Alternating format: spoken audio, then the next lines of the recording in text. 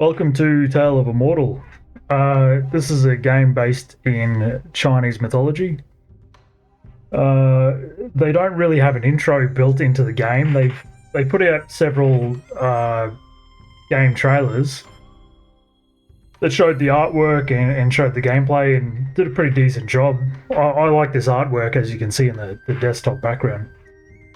So I might just slot those trailers in behind this in the first episode.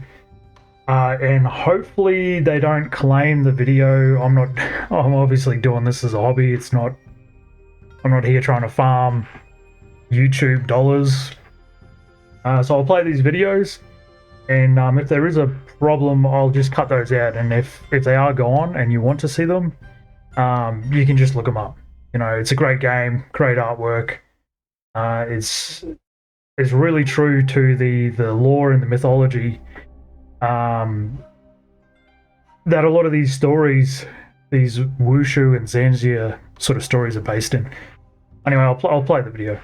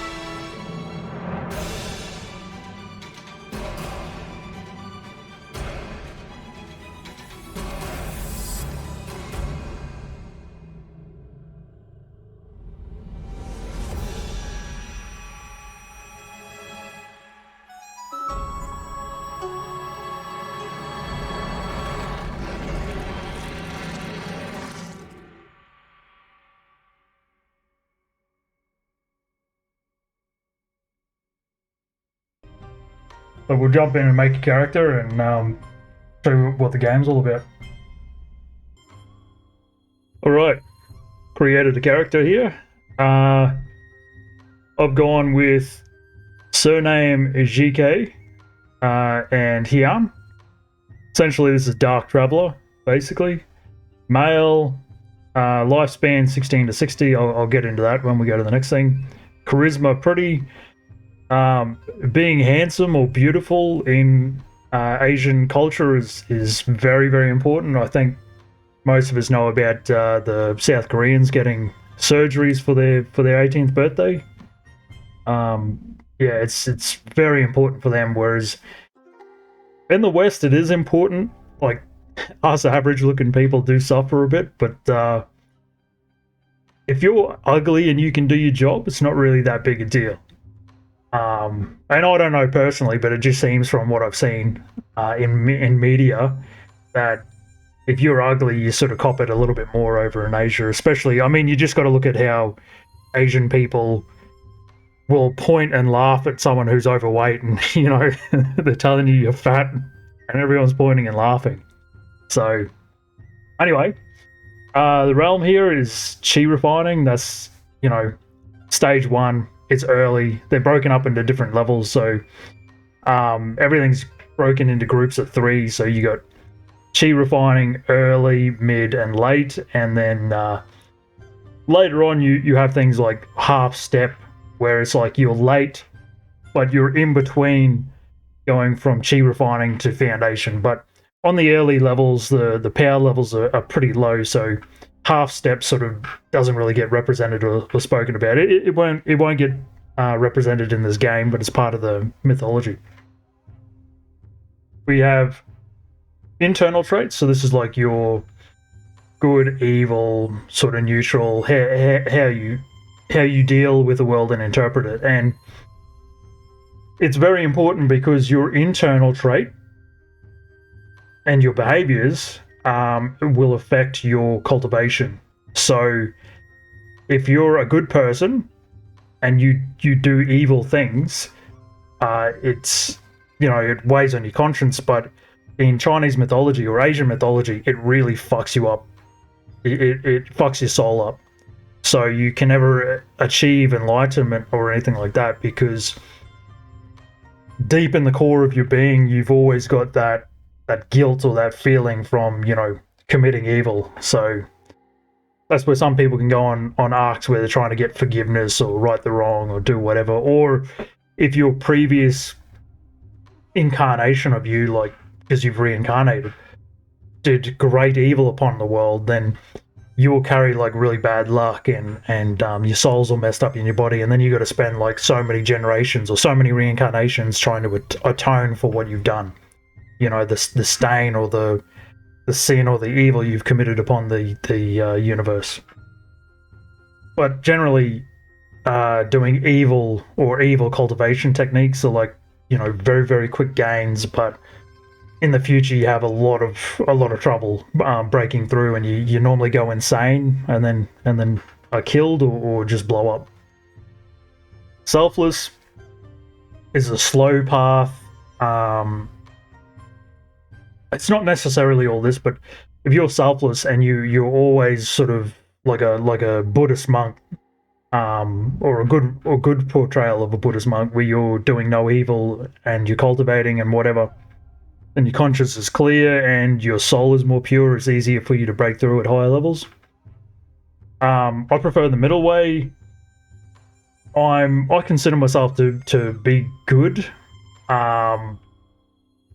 But if someone does evil upon me, I will happily, and I will enjoy it, do evil upon them. And the same thing if I come across someone who does good to me, is kind to me. You feel that general sort of protectiveness for someone who is obviously that naive that they can be kind, they can be nice. External traits. So it's hard to distill people down into just 2 traits. But I'm a very vengeful and I can be a petty person. But once once you get older and you're an old man like me, and you're not in school, you're not in high school, you're not playing for a town sports team or whatever, um, you really don't have enemies anymore. You just go and do your job. I think most old people relate to that. And if you're in a very poor workplace or whatever, then you need to rectify that, or you need to move on, because it's no good for your soul. So I've flip flopped between a few of these. I'm just going to go with vengeful and loyal to friends. So you can have like sworn brothers or a sworn sister. Like if you're female, you have a sworn sister, and it's where you do a ritual, something as simple as burning incense and kneeling and praying to whatever deity or the universe, and saying, this is my sworn sister. And you're kind of making a pact with reality that you will never betray them. And this is another one of those things where if you're a good person and then you betray your sworn sister or your sworn brother, it really fucks your soul up, and then that affects you later on in the future. So I'm going to go with vengeful and loyal to friends. There's quite a few options here in the character creator where you go through outfits, faces, all that kind of thing. I've just made sort of a cool looking character, a generic sort of character. And this, when I like to play video games, I like to play like a self-insert. That's how I experience stories. When I read stories, I prefer to read stories with a main character that's similar to myself. I'm not really that big on the RPG element of experiencing what it's like to look through the eyes of a female character, because generally, eventually, you get along. If it's a story designed for adults, you get along to the part where a female character is feeling love for like the handsome or the brave male character or whatever, and then she's thinking about kissing him or different things like that, and I just can't connect with that. I don't think about kissing men. I don't, I couldn't read like a women's romance novel, where she's in love with a vampire or in love with a pirate, or those whatever the 6 things are that women prefer to read and fantasize about being in love with. And I imagine it's the same thing. A lot of women sort of couldn't really put themselves in the shoes of the man, gazing upon the female form. We can obviously understand what that other person would be experiencing in some way, but yeah, it just ain't my thing to think about kissing his handsome face. Anyway, moving on. What is this? Okay. Yep. So this is the noise. Oh no, it's the face expression. Okay, it's a general one. Forgot about that. Yeah, I think if I had powers, you just wink at me. What a handsome man! I'm thinking about kissing his face right now. Shit. Yeah, I'm just gonna go with a small display of happiness. Attack, sprint, whatever. So, I won't start game. I'll move on to the stats. All right. When you make your own character, your destiny, so you're like reincarnated being. Reality sort of rolls the dice, or you get given something based on your reincarnation, whatever. You can re-roll this, select your character. I was running with a fire cultivator before. Pretty decent. Range was pretty small. Damage was high. I like lightning. I was an industrial electrician. Electricity, lightning is kind of my thing. So I tried to roll a character that had some affinity with lightning. Not too bad. This time I wanted someone who's got a bit more insight than what I had before, because I struggled learning later on at the higher levels. It not even that important, really. You can deal with everything, but I just wanted to have better insight. I chose Tortured Genius. I'm not sure whether really that's the best, because it reduces your health and your vitality. Oh no, max health by 20. Lifespan by -20 is pretty bad. It's all about, trying to live forever, but I think I can rectify that. You seem to have quite a lot of time, really, but who knows whether that's really a red level skill. Elder Dragon, why not? I was a Phoenix the last time, and I was based on fire. So in mythology, obviously, you've got the Azure Dragon, Black Turtle, White Tiger, and the Red Phoenix, obviously, Flame Red Phoenix. I see Elder Dragon here. I didn't see that last time. That's pretty cool. The game will generate a special sect, Dragon Mountain Hamlet. So this obviously wouldn't have been in the last game that I played. I'm keen to get in there and have a look at that, but I wonder whether it's going to give me like a lot of spear style route or whatever. This could be a really bad choice. Who knows? And obviously wind and lightning. So these are my 3 destinies. We'll quickly fly through here. Lifespan's pretty obvious. It's how long you have to cultivate before you grow old and die.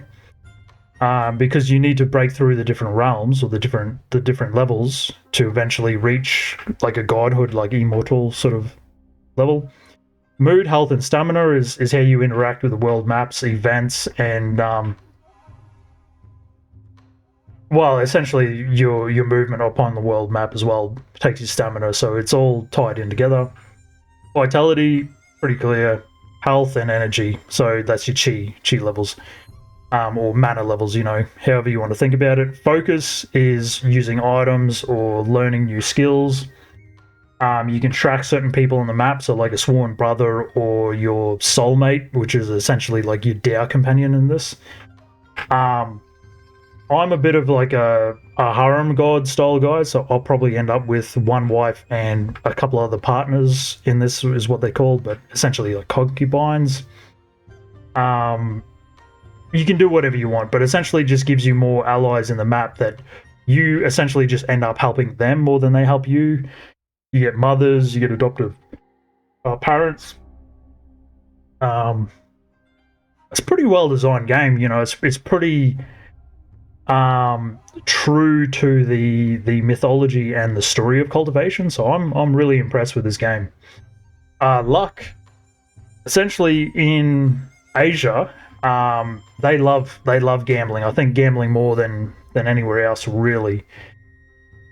For them, luck is kind of like a skill as well. I know in the West, generally hard work is what's important, as it is everywhere. But we see people who's lucky or born into wealth or born into something as being, less than, because the universe just gave this to them. But in a lot of Asian mythology, the chosen one or the main character of the story is extremely lucky because they've done good things in the previous life, or they're just lucky to be born with luck, and they'll be working on the farm, that their family's been working for 1,000 generations.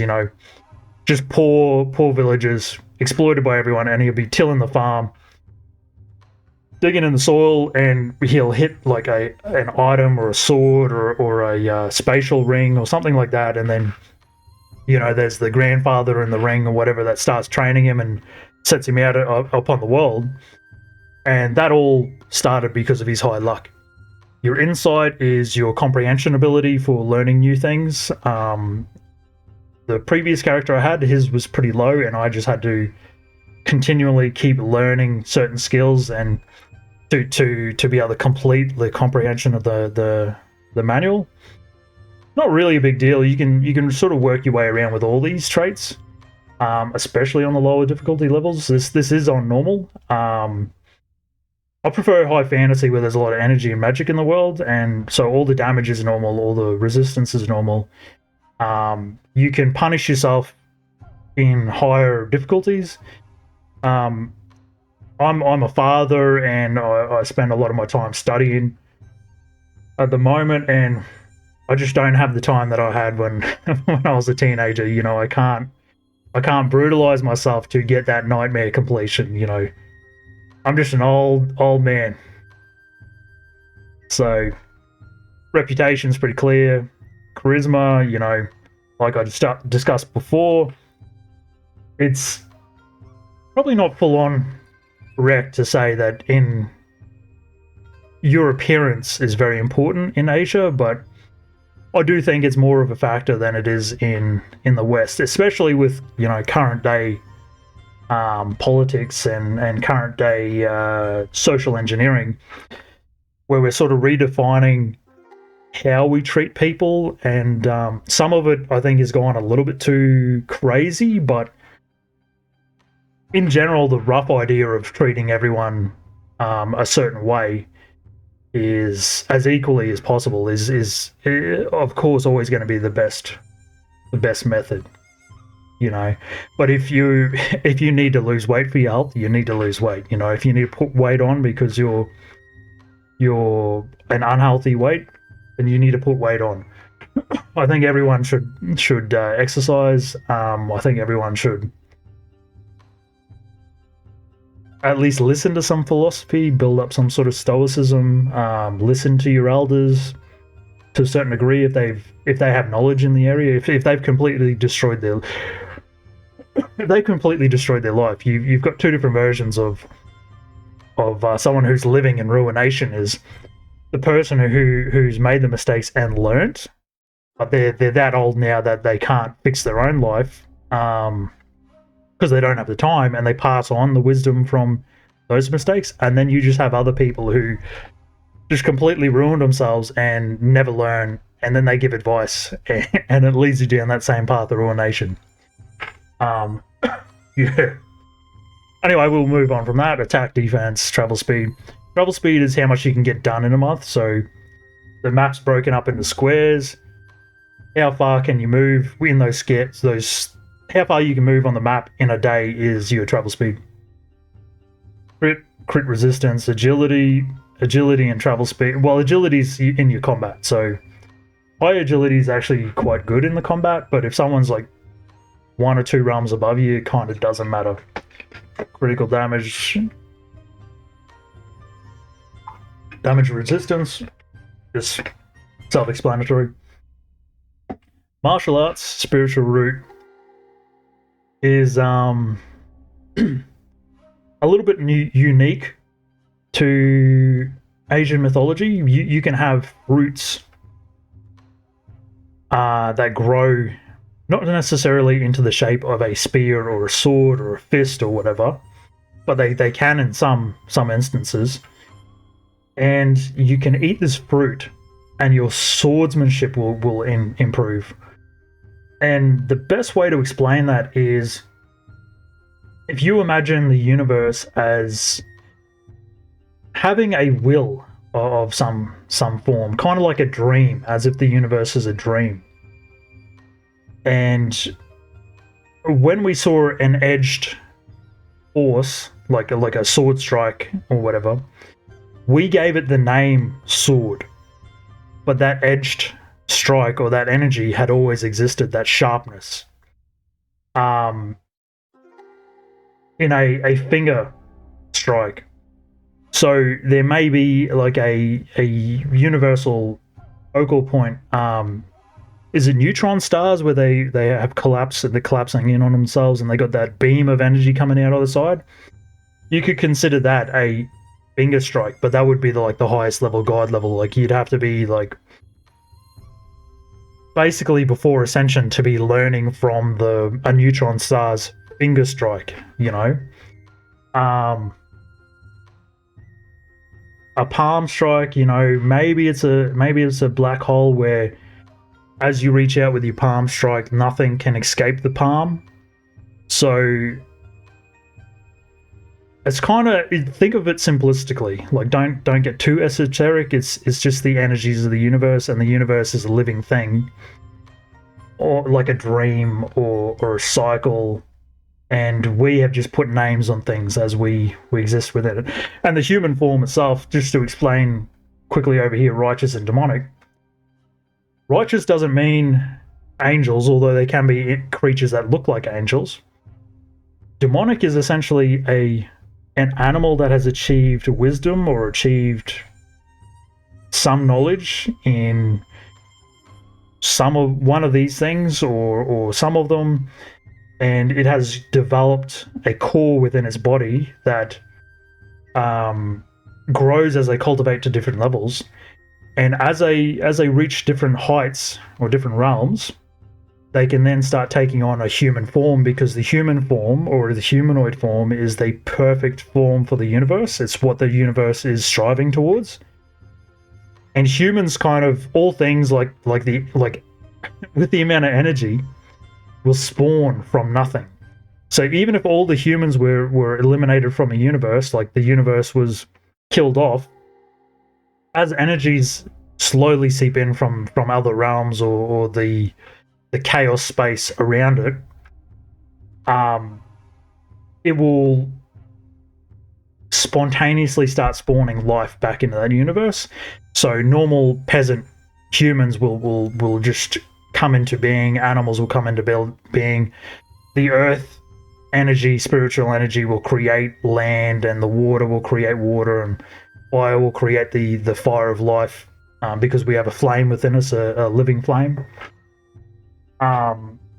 Yeah, wood is the nature element, and wind is the wind and the air, and the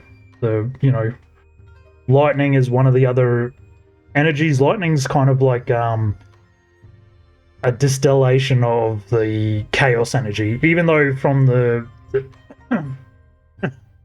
from the energy of creation, it has everything in it. But lightning's one of the ones that's kind of like the soul sort of thing. You strike someone's soul with lightning, and it's the bane of souls. Anyway, yeah. So it can be esoteric, but it's also very simple. So in a video game, they just throw numbers on it. There you go. You can eat fruits to improve these. So it doesn't really matter how you start off, but this here is just saying, like, I would be better in lightning, I believe. I've got an affinity for these. Moving on to artisanship. This is pretty clear. Alchemy is like brewing potions or brewing pills that increase attack temporarily or damage resistance temporarily. Health, to return health, to return some energy, whatever. Forging is pretty clear. It's making artifacts. Feng Shui is essentially like the energy ley lines of the world or the universe, the flow of nature. So if you look at the Feng Shui of a valley and a river and different things like that, you can calculate where a mineral vein will be, or some sort of water element, essentially like an underground aquifer that's like magic water or spirit water. And yeah, so Feng Shui is basically just reading the natural universe. Talismans are like magic scrolls, but much more badass. So if you're from a small clan and one of your ancestors in the past reached golden core or some higher level, he can inscribe into a talisman a sword strike or a palm strike or whatever. And then say your foundation level, the next level above that is golden core, and you're in a battle, he may have left 10 of these talismans to the clan to protect it. There's 2 or 3 left, and an enemy clan has broken in, and it's kind of like the final battle. They're attacking. You can take out a talisman and focus your energy into it. Summon your Piccolo focusing into the talisman, and one of your other family members will have to grab the enemy boss and basically hold him still. And then you channel the sword strike, and then annihilate the army or destroy the attacking enemy. Obviously, in the game version of it, they don't work quite like that, but you can get talisman shields and different buffs, and yeah, talismans that teleport you or do different things on the map. Herbology is obviously to do with the herbs and how you can identify them and then gather them. So how whether you can identify them to find them, and then how many you gather. Mining's pretty clear. It's just digging ores, identifying ores. How much you can get. Now we'll go Destiny Nature. I touched on it before. Tortured Genius, Elder Dragon, wind and lightning, righteous. So that gives me the righteous points as well. I was demonic before. I thought I'd try out the righteous side. Righteous. It's not really good. You can be a righteous person and scheme against other people as long as your inner traits line up with your actions that you're taking. So if you come across righteous people, do not think that they are good. They are just human supremacists. Human supremacist is the best way to describe it. Because a righteous sect will go and try to genocide the demonic sects, and the demonic sects will try and genocide the righteous ones. Very, very seldom do these two coexist. And normally if they do, it's because both sides will have a kind of stalemate of strong cultivators or an artifact or something along the lines, or the realm that they're in is actually separated through wars. And it's difficult for these two to get to each other, and you'll need like a convergence of realms for every 10,000 years a gateway will open, or a bridge between them, like a bridge of energy, because the two realms pass. Then they have a massive war. Different things like that in the story. Anyway, let's start the game.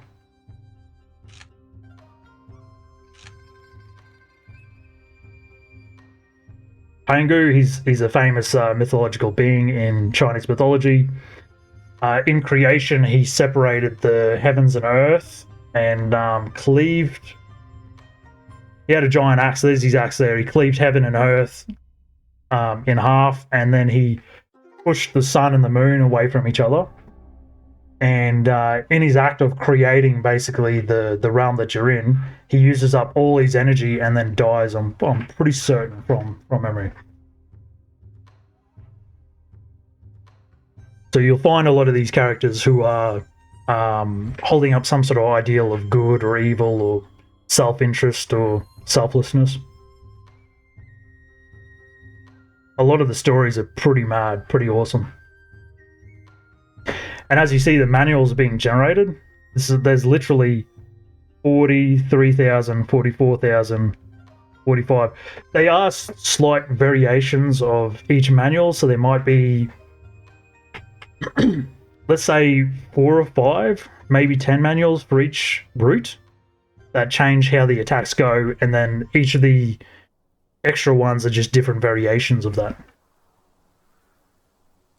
The powers of wind and thunder are heavenly powers. This is based on our character creation. You were born with natural understanding of these two powers. With their influence, you've grown to be an upstanding person. You were born with a congenital disorder. It was so serious a condition that your doctor only gave you 30 years to live. Though sickly and weak child from birth, you were blessed with a natural ability to learn things quickly. As the heavens give, they can also take away. So you generally don't get too many advantages without the heavens trying to cripple you in some way. You got lost in the mountains when you were a child because you were too playful. The sky grew dark and you were looking at the sky helplessly when you suddenly felt a tingling pain in your shoulder. A caterpillar had fallen on your body and bitten you. You were shocked and thought you were going to die soon. But unexpectedly, your body seemed to have gained a peculiar breath. One day, as you were playing in the back mountains, you walked into a bamboo forest. The atmosphere in the forest is eerie. It is as though no one has ever been here. The sound of the breeze seems to be guiding you into the depths of the forest.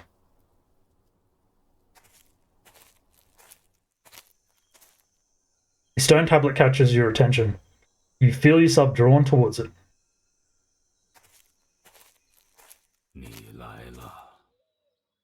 There you are.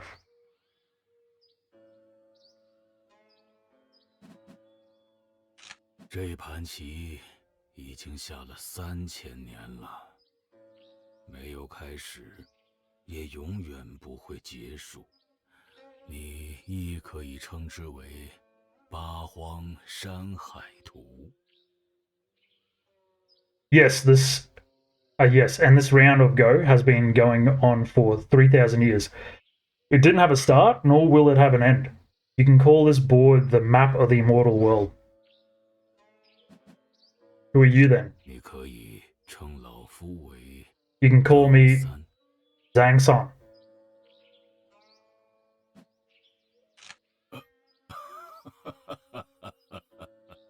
问得好，问得好。你是谁？你来自哪里？你要去哪里？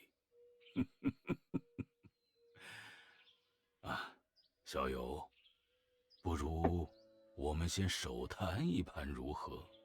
我可以让你一子。 Good questions. Very good questions. Let's play around first, my friend. You may place the first stone. Eye of Providence. This ancient treasure allows you to see farther on the world map and also let you see the contents of other cultivators' inventories. You can also see the weakness of monsters and gain insight into their skills for your own use. When in danger, it will trigger. Legend has it, Emperor Jun, or Jun, Emperor Jun used this artifact to observe the realm he ruled.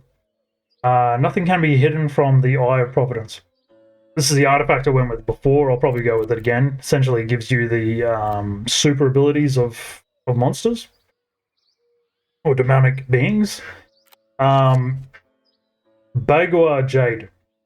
You can always revive yourself as long as you have Bagua Jade points. The Jade can be separated into two, and you can give the other half to another person. Thus, you two could care for each other's lives during the journey. The universe was complete chaos until Pangu separated the sky from the earth, and the Bagua Jade was created during this process. It contains the laws of heaven that no one can comprehend.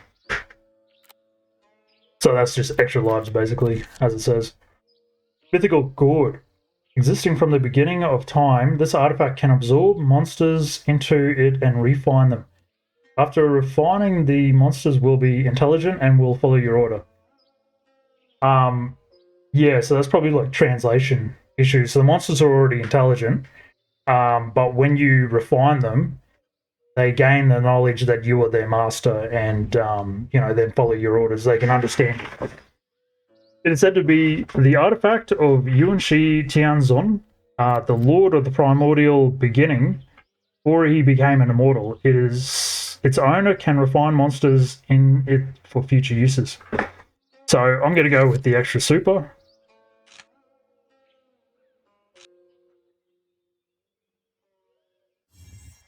All right, so here's our first little fight. Victory condition. Find the exit. How difficult. GK Heon. What's this place, and who exactly was that elderly man just now? 天元山，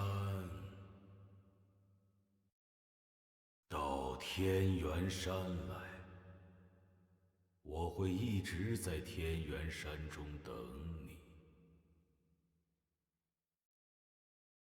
Who are you, and where's Tianyuan Mountain?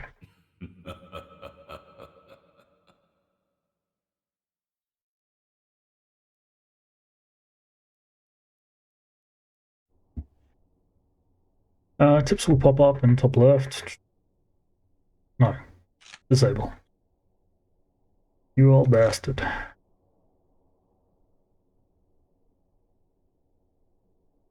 There is murder in the air.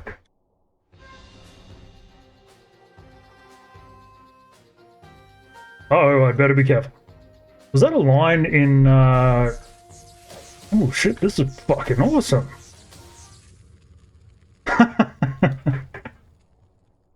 I didn't do shit all, but that laser beam was pretty cool. There's murder in the air. Is that a line from Diablo? One of the characters? There's murder in the air. I sense murder in the air? Oh, well, whatever it is. Impressive energy, and more than one. Who are they? Good and evil can never coexist. I am Inky Cloud Sect Yong Ning Branch disciple, and today I will take your life. A righteous one, nonsense. You are nothing but a sanctimonious fool. If it's a fight you want, then let's fight.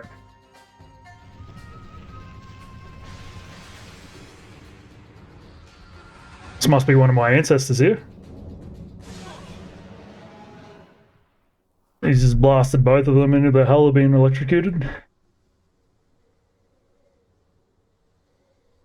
They're gravely injured, no doubt. The doing of that lightning dragon, well, you just saw it. No doubt. What should we do? So, obviously, I have no bad blood with either of these people. I'm just going to help. Thank you for helping me, Cultivator.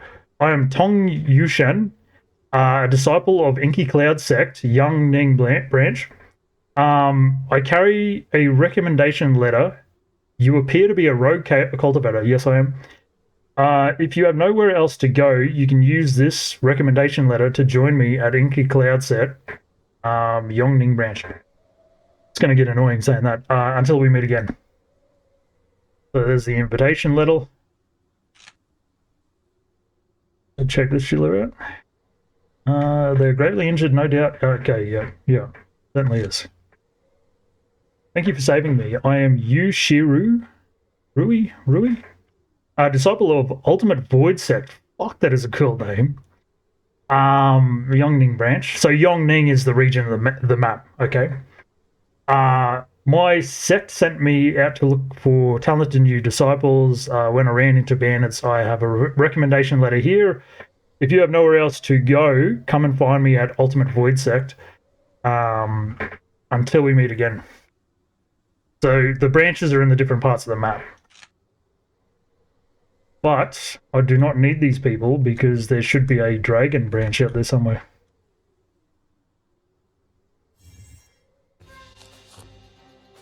Battle ended. Aether Lightning. Fuck yeah.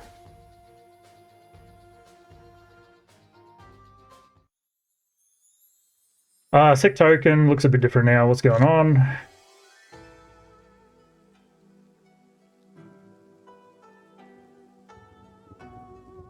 Alright. I should find a place to rest and collect information. It's down nearby, let me go and check it out. Oh, Providence. So yeah, I haven't fought any powerful beasts yet, so I don't have... Who's this? Woru. Chi Refining, Rogue Cultivator. Lifespan 20. Go talk to him. Probably make an enemy immediately. He's kind, self-centered, loyal to friends. Can I see anything else about him? He's beautiful. What a handsome man. I want to kiss those lips. Reputation obscure, yeah. So he's a rogue cultivator like me, just started out. He's got 2 years on me though. But his stats are shit.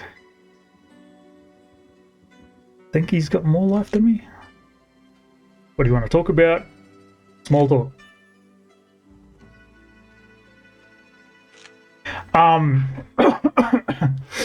So the only survivor, Blood of the Elephant. Yeah. Okay, so when he said basically he's heard a lot about me and that kind of thing, it is just because that's how the game's got the conversations, basically, you know, so many different text types. But it's one of those pleasantries thing where you're explaining, you know, you meet someone for the first time and you're having a polite meeting with them, so you say, oh, you know, so it is, brother, you know, Yongshi or whatever the name's going to be. Wu Siwei. Hey! Thick thighs save lives. Heavenly gifted, chosen one. Fire's not bad, lightning's better than mine, is it? Small talk. Oh shit, she doesn't like the look of me. She's got blue eyes, I've got red, that's all she needed to see. Wu Siwei hatred has gone up, yeah, so it can change over time, and especially as you get more powerful, this Wu Siwei may come back later on, basically begging for forgiveness. This cave, I can sense a demonic aura inside it, even from here. Should I go inside and have a look around? I mean, do I make a quick save?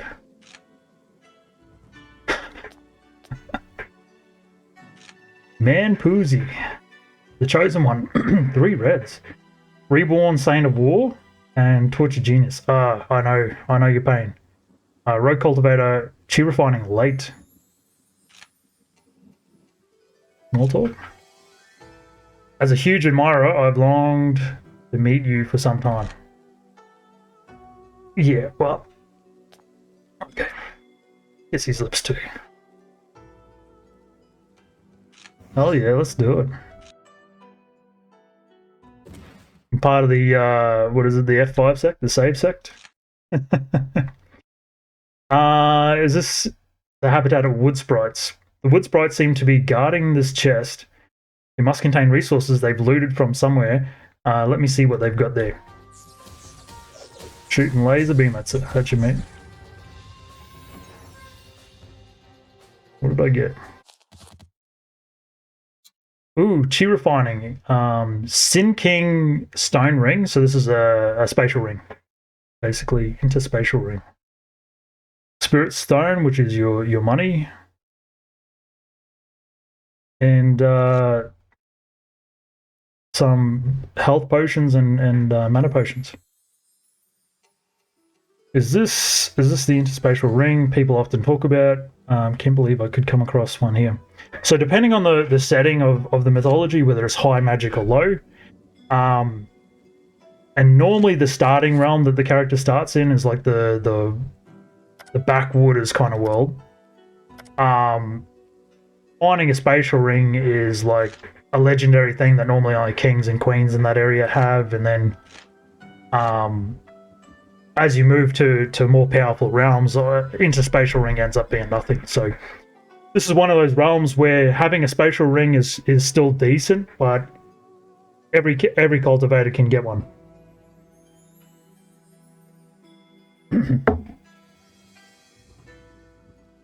That's vitality and energy.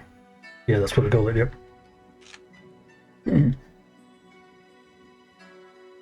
Talking to people and building positive relationships with these people is definitely important. Especially if you see loyal to friends, then you're generally going to be pretty safe befriending them. War Saint. You can get betrayed. It's not an impossibility. I have been betrayed before. But thankfully I was strong enough that I just sent him to the hell of being cut to pieces. Okay, she's happy to see me. Protective, family orientated. Oh, damn. Let's see how this guy goes. You go your way and I go mine. Okay, alright. Zhu Wong, you fuck. Damn fuckface. Happy bachelor. No one evil. You fucking evil bastard. We can go through, see what their skills are. Artifact. And that's thanks to my artifact that I can see what they got going on. You basically don't really need to steal. Some quests, it would help.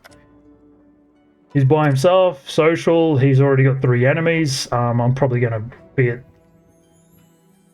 having quite a few enemies. Taoist Mine. Actually, I've got a Taoist Mine as well here. Yeah. So this is what I was talking about.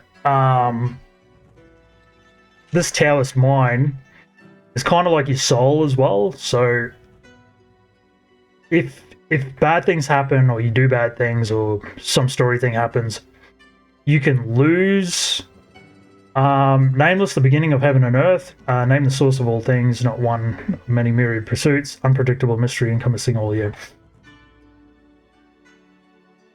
Kind of your representation of your soul, and then as we're chi refining, we're gathering energy from the world, and in your Danton, or your core or whatever is where you're going to form essentially like a mini reality, a mini universe.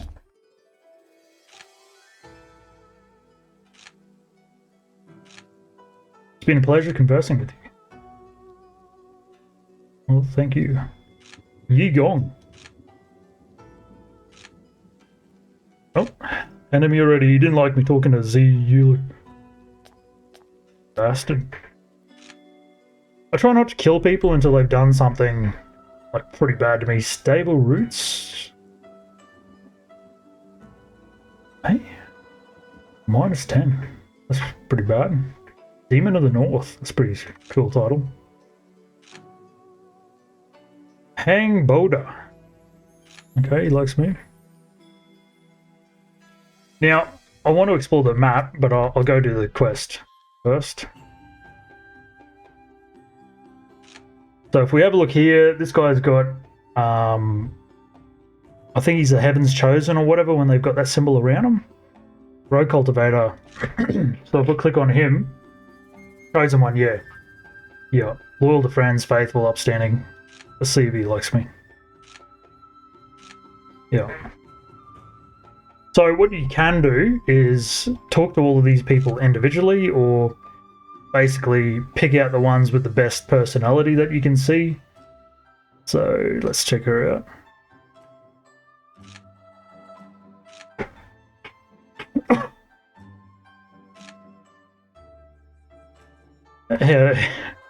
How's it going? Damn it. She's like, my eyes are up here, you piece of shit. Oh, damn. Zoom me out. Oh, flat. Shou Yan. You have eyes like mine. Yeah, same here, mate. You know, don't think about kissing my mouth, you know. Not really my thing. Hello. How you doing? Trait selfless, faithful, family orientated. Okay, yeah, so you want to be looking for a partner like that in real life. Bookworm, yep. Wanderlust. Yeah, as long as it's in moderation. Eagle Eye. She's bottlenecked. Okay, so this bottleneck here is saying that she is chi refining early, and she is at the breakthrough point. So if I wanted to, I could gift her something. So chi refining, cultivation speed. I haven't cultivated yet. Got to fill this up to get to this point, and then for a breakthrough, you normally need some sort of special pill or an item. So that would take me. And once you get to the breakthrough point and you're bottlenecked, you can't collect any more chi. Once you break through, then I'd be in the middle, and then you do the breakthrough to relate, and then when you go from chi refining to foundation, you have 3 choices here. So your mortal foundation is the worst foundation you could ever build. So you're building like this ethereal, non-existent like kind of thing that's also a physical foundation. It's like a multi-dimensional energy foundation that you're building. So when you build a mortal foundation, it's just like you put in the least amount of effort and then break through as quick as you can. So reach foundation mortal to increase your stats by a small amount.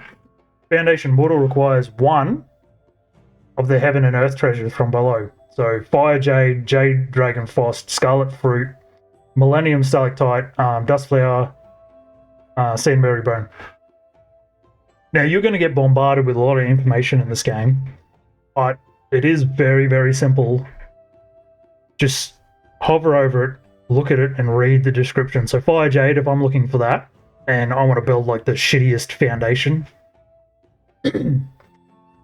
contains certain fire spirit powers. Wear it and you'll no longer need to fear the cold. Cultivators in chi refining stage, when reaching the foundation stage via a breakthrough, may use this treasure to gain excellent stats. May be obtained by slaying the mythical beast in Blazing Lands, Arctic Field, Lightning Lands, Stormvale, Quicksand Reach, or Drunk Flower Forest. in the Yongning area. So the Yongning area is this part of the map. And these blazing lands and everything are kind of like the elemental, you know, the blazing lands is the fire element, the Arctic lands is the water element. And if something's got like a very strong water element, it'll freeze anything. If something's got a very strong fire element, makes sense, strong fire burns. Lightning land, Stormvale. Stormvale is the wind, and Quicksand Reach is earth. Drunk Flower is the forest. Now, part of your foundation, Mortal requires one of the materials from below. You also have these elixirs. And if we look at the worst one, Mortal Foundation, Chi Refining. Grade 6 Foundation Elixir Mortal. An elixir that helps cultivators break through Chi Refining and reach Foundation Mortal. It increases the breakthrough success rate. You can purchase a recipe. You can make these using alchemy if you're running an alchemy style character, or you grind enough different things to improve your alchemy stat. You can buy them outright from a treasure pavilion, or earn points in a sect, contribution points, and then just use your contribution points to purchase one. Yeah. Breakthrough success rate down the bottom there, 30%. So that's obviously dog shit. What we want to do, Foundation Heaven. Reach Foundation Heaven to increase your stats by an enormous amount. Foundation Heaven requires 3 of the 6 Heaven and Earth treasures. So getting these 3 treasures is a bit difficult because when you're Chi refining, you're pretty weak, you're beginner level, and you got to fight things that are much stronger than you. Now, you do have your pills that are for your vitality and energy, and you can kind of try to stick things out, but that's going to be a difficult fight. And also at the Foundation Heaven and Foundation Earth, you need to find these lightning chi. I was going to say elementals, but for Mortal, it's dog shit. You don't need any of that. Foundation, pretty ass. You need 3 of them. Foundation Heaven, you're building like a perfect body, so you need all 6. You can collect the shards to form one of these in combination, but the purity, so the average purity of all 6 of these defines your breakthrough chance. So if all of these are like 40%, 50%, whatever, your breakthrough chance is going to be pretty damn low, you know, less than half. So you want around like 90s to late 80s percentage chance. I won't explain things as much in future once I get through the first couple of breakthroughs. It's all pretty self-explanatory from there. Plus, I actually want to do something instead of just talking the whole time. Items you have on you can be stolen, but this storage area is like a special thing just for your main character. I think it's tied to the old guy in the Go board.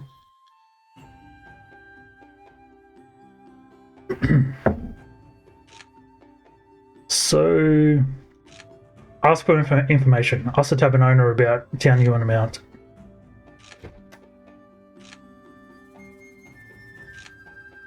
Where is Tianyuan Mountain? Tianyuan Mountain, let me think. Like in the legends, unfortunately, I don't know where it is, sorry. But if you go to Tianyuan Mountain, you'll have the leader's place, but we're surrounded by looming mountains on every side, so you'll need a flying mount if you wish to do that. Is there any other method apart from flying mount? Blah, blah, blah. Pretty basic story. This is starter area. That's just buying charms to attract beasts.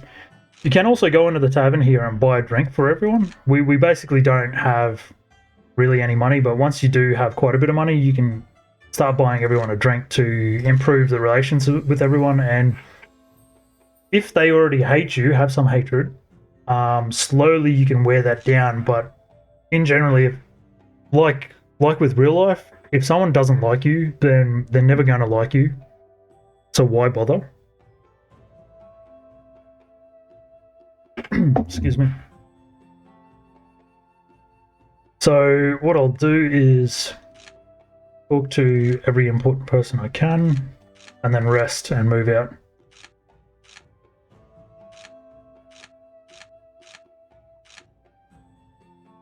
And obviously your charisma, like your beauty, improves the chances here.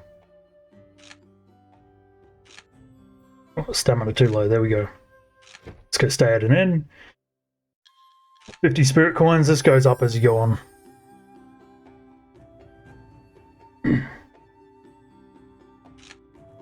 No time left in the month. I should look around the Taehung mountains first. According to the tavern keeper, the mountains are in the northeast. Yeah, so we can beeline there, or we can go and start actually. Do they have a? No, they don't have a pavilion here or whatever, a mission pavilion. So we sort of do need to get out of here, but let's level up. So, Lingyuan Forest. Formidable bears are inhabitants of this forest. They absorb chi from the nearby, for their cultivation. Fuck, I'm fucking all these words up. Difficulty normal. Monsters, enemies a few. Realm. Okay, enemies in total a few. Realm chi refining. Chi refining stage 1. Mythical beast 0. And then this is the loot you can get. You use that for alchemy, forging, you know. Become clear over time. So this is where you start grinding over time.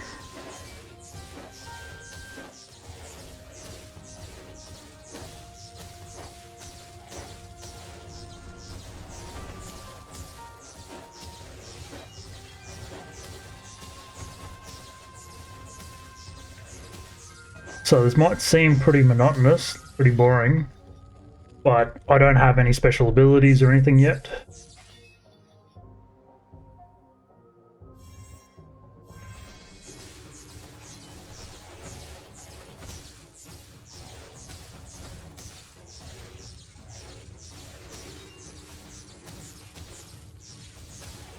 Range is pretty decent.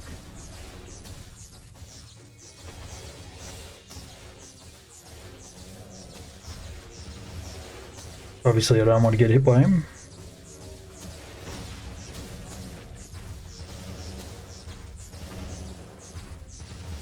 So when you saw that neutralize come up, that's because my spirit root in earth is strong enough that I can neutralize a good chunk of the damage.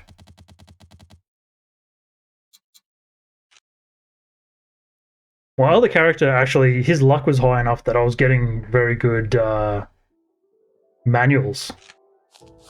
So I'm wondering if maybe I'm going to be shit out of luck and I'm going to have to buy most of these manuals. That is a bonus though that building relationships does give you. You help them most of the time. One bonus that does happen is at the start of every month, characters that you know can come to you and say, hey, I need this item from this area. Can you help me? And you go there and you're basically just grinding experience for your skills.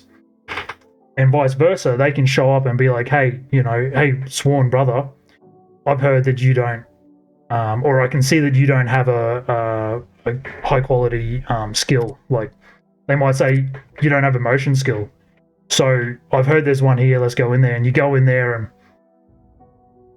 sometimes you get the element that you want. Most of the time it's just one of any of these elements or any of these martial arts. But sometimes you can get a really, really good one. And it just helps out a lot. But what you need to do is beeline straight for a town or a city and put that thing in the spatial bank. What is that called? Tree bank or something? Tree vault. Yeah, you want to put that in the tree vault because a more powerful cultivator can actually come and steal that manual from you. And because you're weak, you can't fight them to stop them. You basically just get mugged. Not too bad. Kind, protective, Gloriam. Living on the edge. Smart but unlucky. Yeah, that's yeah, not too good. I think your luck can determine how often you get jumped as well when someone's hunting for you. He didn't like the way I was looking at Neo Anon. Who's messing with me this time? How many times has it been already? Oh, it's happened again. Come on, no point in getting mad. If it doesn't work, it doesn't work.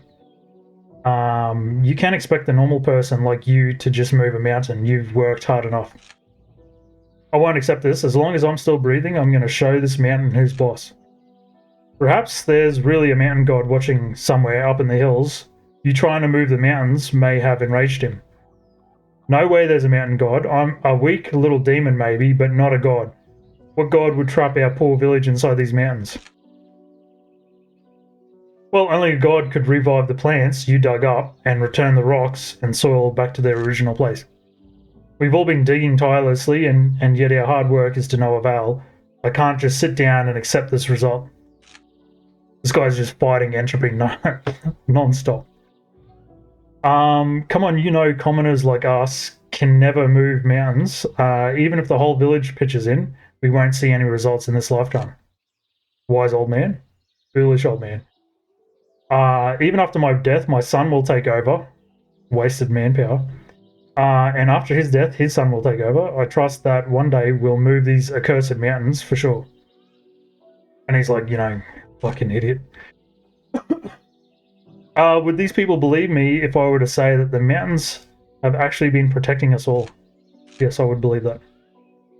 I'll talk to this guy first. Excuse me. You must be a cultivator. Are you here because you want to get past the mountains?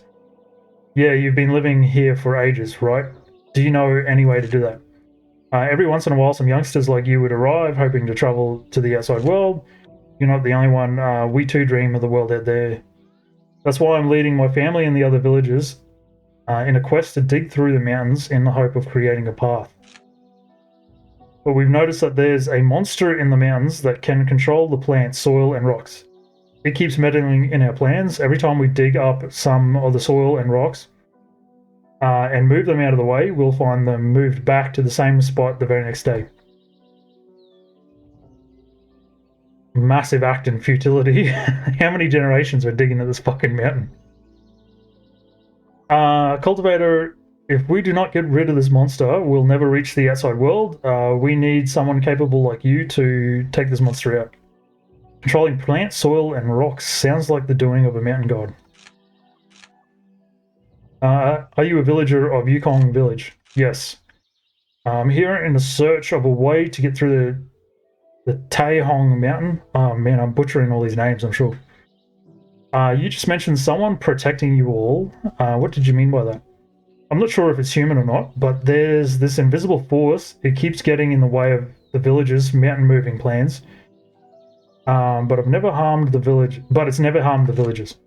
Years ago, anybody could hike up and down the mountains as long as they were capable enough, and of course, capable forces from the outside world would make their way into our village too. Ordinary villagers like us would suffer at their hands, and no way of fighting back. And then one day, a powerful barrier was set up in the Taihang and Wangwu mountains. I'm probably going to start skipping some of these names as I read these out and just read it out as quick as possible. This is burning through a lot of time. Making it impossible for anyone to come in or out. We might not be able to leave the village, but at least we could live without worrying about outside forces. Where can I find this barrier? No idea. No one in the village has really seen it. Now we go for a look. I'm going to go grind this.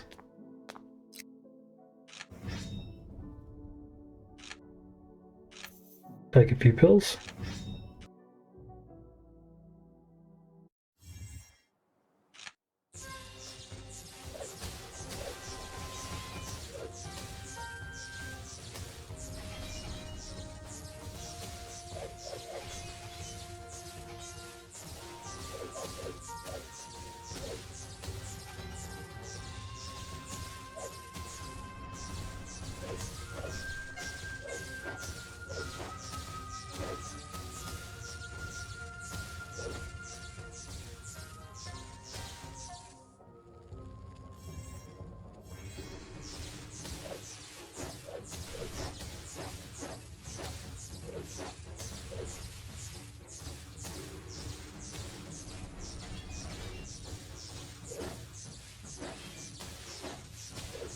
Dragon turtle, look out.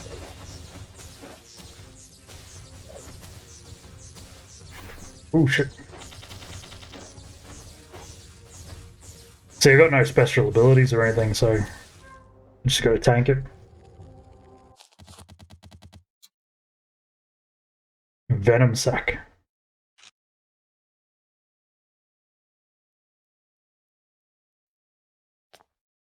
The artwork is really good in this too. Trying this.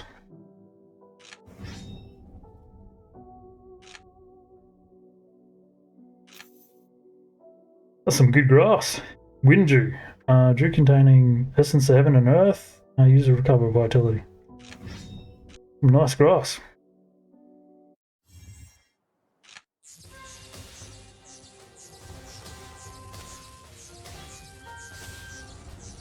Oh, he spat acid on me. Or poison. Actually, more correctly, it'd be venom. He envenomated me. Envenomed. Venomified.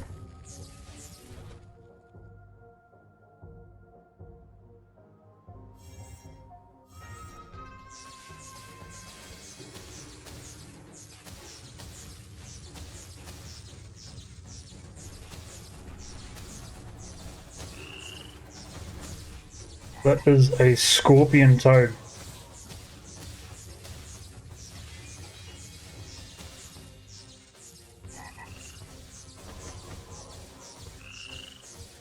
Oh, you bastard.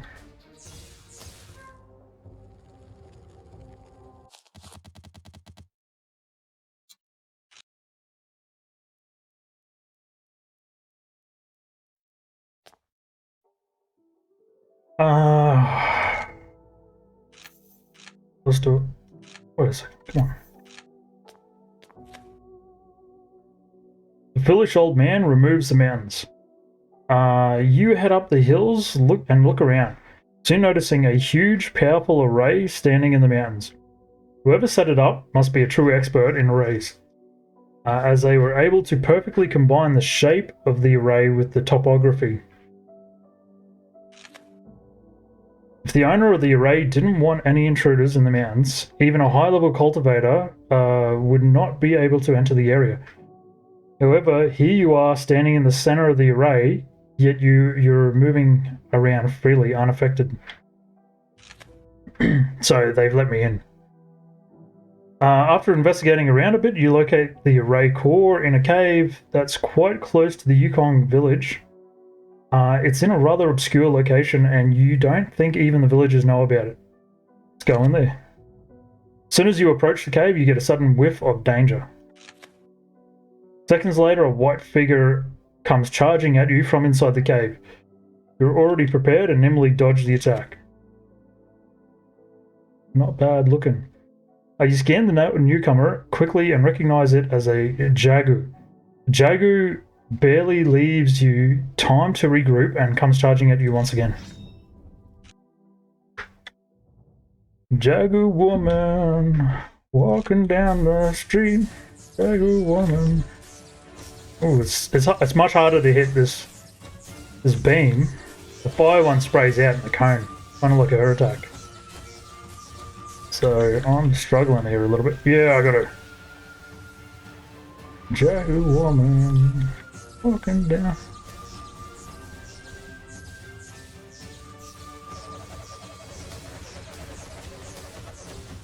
What's that rule tag? Gigantic?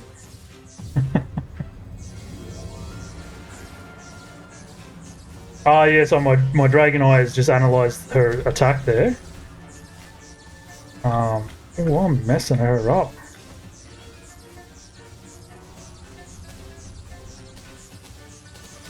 Oh, yeah, so I can use the ability now. Fuck yeah. The foolish old man removes the mountains. You manage to defeat the Jagu. No longer able to maintain its monster form, it turns back into a human glaring at you. Time to collect my prize. Confirm. It has no strength to fight back now. What do you do? I'm not going to kill it. Why would I kill it? It was protecting the villagers. question it for the way outside. Me, I don't want to hurt you. I'm just here to seek a way to the outside world. Jagu just stares at me. You can control the soil and the plants in the mountains with an array. Surely this means that you know of a way to get past the mountains. She's not very talkative. I think she's a little bit shy. She was very impressed with my little finger lasers. So, you know, I'd be shy too. I'd want to kiss my own lips if I could. You're about to ask more questions when the Jagu just turns around and flees. Yeah, I got a thing for shy girls, shy ladies. You're about to go after the Jagu when you notice that it's dropped a book. You pick it up and leave the mountains. Jagu's letter. Alright, let's read that. That Dragon Eye item breakthrough, that was like out of a book. You flip through the books and gain an understanding of the situation in Yukong Village. Looks like if I want to help the villagers, I'll need to find the Centennial Evergreen and take its soul orb. So the Earth Chi, Wood Chi orb. Now let's read this book. Wait.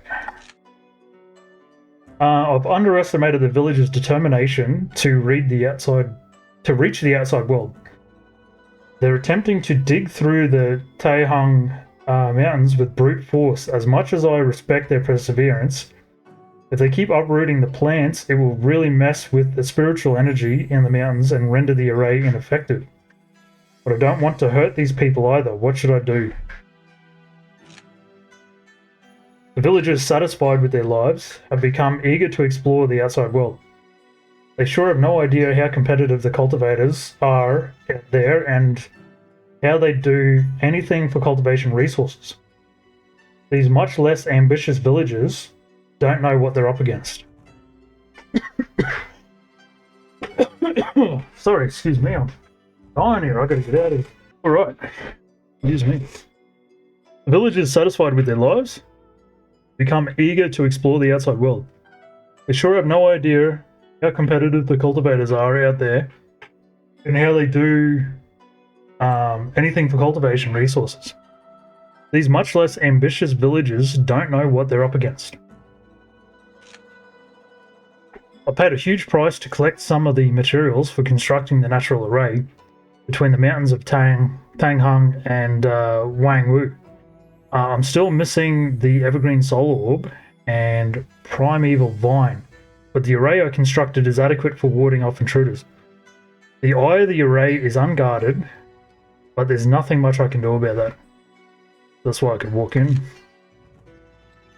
If your wish is to protect the villagers from outside forces, I'll do my best to grant it.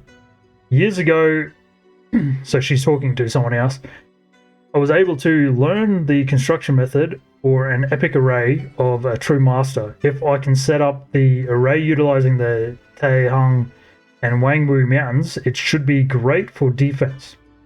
I've never actually used this array before, but it's my only choice now. Countless years have passed, yet you have not returned. I'll continue defending the village for your sake until we meet again. So she's a romantic.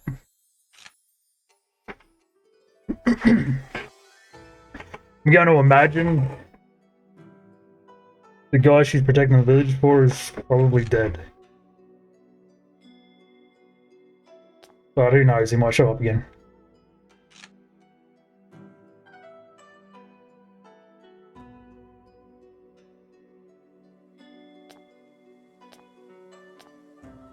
Do I have any comprehension or anything I can get, or I just gotta, like...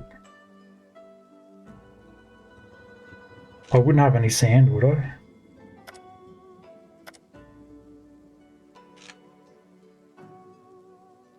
Yeah. Yeah, I can't do nothing.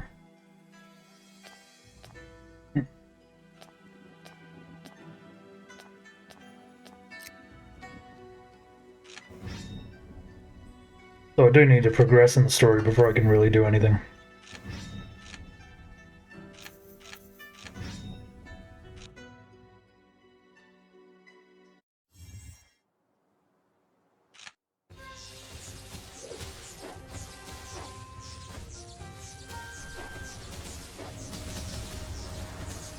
triggered my trap card.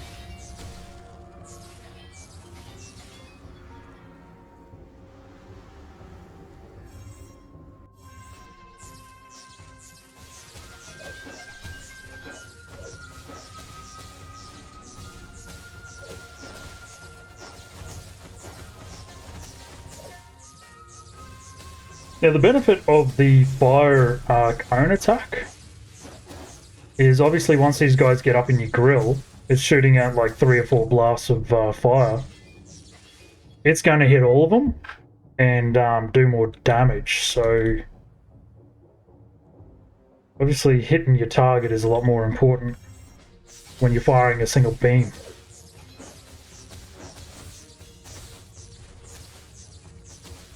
And as you can see, I'm a little bit off most of the time.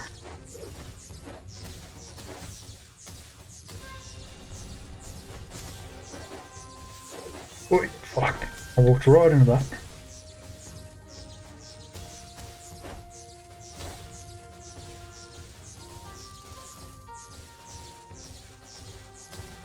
Got him. Take some health here.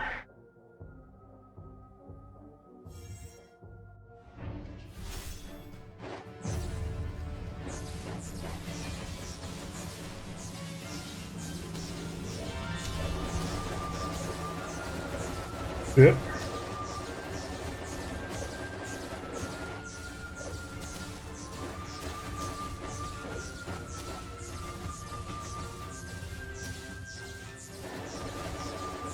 Die, you son of a bitch.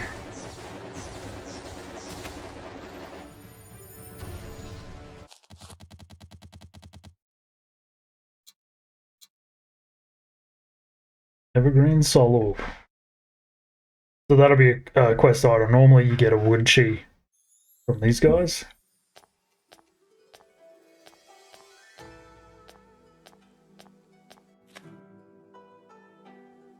The Jagu must still be in the cave. What do you do?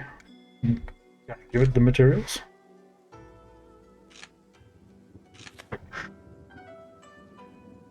Knowing the animosity that the Jagu must be feeling towards you, hey, I was gentle. She attacked me. You decided to leave the Evergreen Soul Orb in the mountain cave before going on your way. Days later, the Jagu arrives in the village and the villagers watch it build. It builds a portal with the materials you gave it. The villagers are excited, so the defense array is still there, and now you got a portal to get out if you want to get out. Discover that they can now travel to the outside mountains using the portal. They're no longer trapped. The villagers are grateful to the Jagu. They're even more in awe of it when they learn that it's the one that's been protecting the village and give it the title Mountain God Jagu.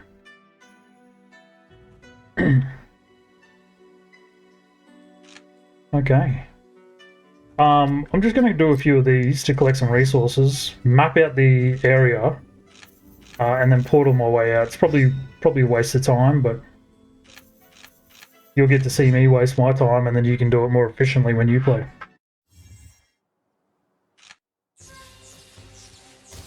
God damn it, I'm missing.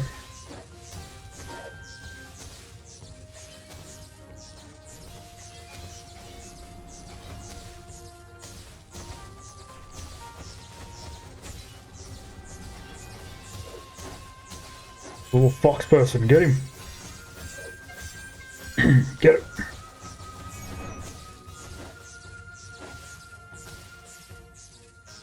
Oh fuck, I missed every shot. See, the fire projectiles seem to be a bit bigger as well, so it's that. It's got that going for it. Although this seems to do a lot more damage.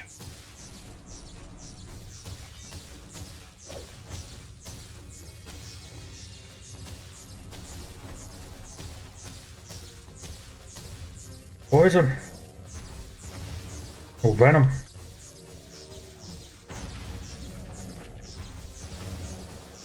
I could use the super, but I don't really need to. Or the artifact, I should say.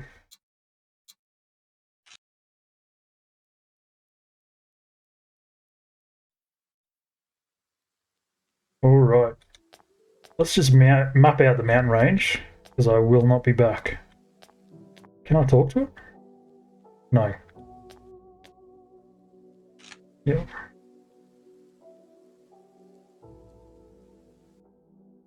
I'm actually probably wasting my lifespan here. Like an idiot.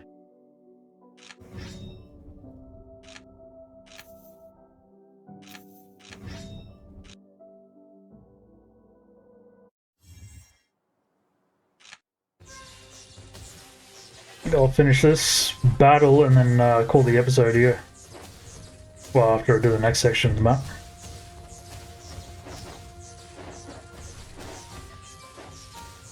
The plan now is to obviously get stronger and reach Foundation Heaven.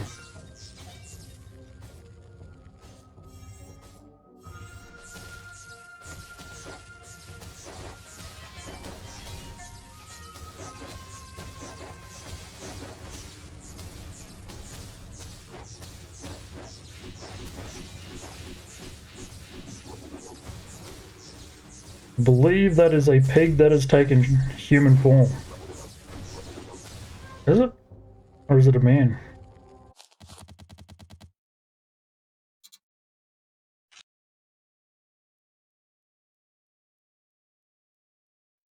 Okay. I'm going to save this here and we'll finish mapping out the mountain ranges next episode and teleport out.